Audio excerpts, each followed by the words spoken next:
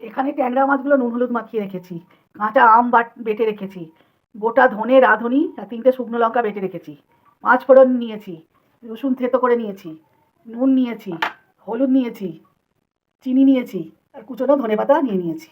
প্রথমে আমি ফ্রাইং প্যানে সর্ষের তেল দিয়ে দিলাম। সর্ষের তেল গরম হয়ে গেছে, এবার ট্যাংরা মাছগুলো আমি ভাজতে দেবো।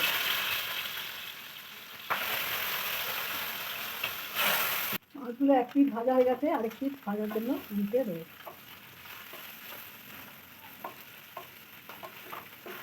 মাছগুলো 2 পিঠ ভাজা হয়ে গেছে, এবার আমি তুলে নেবো।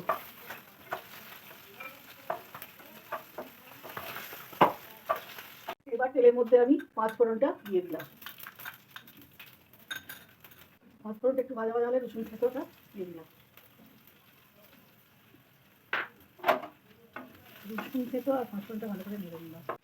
রসুনটা ভাজা ভাজা হয়ে গেছে, এবার এর মধ্যে ধনে রাঁধুনি আর শুকনো লঙ্কা পেস্টটা দিয়ে দিলাম।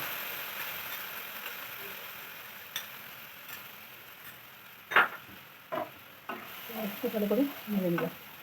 এবার এর মধ্যে আমি আম বাটাটা দিয়ে দিলাম।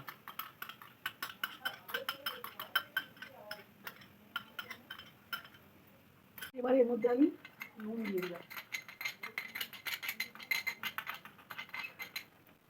এবার এর মধ্যে হলুদ গুঁড়ো দিয়ে দিলাম, অল্প চিনি দিয়ে দিলাম।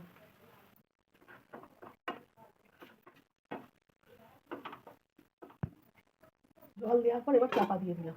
শেষে কুচনো ধনেপাতাগুলো মাছের ঝালের উপর ছড়িয়ে দিলাম।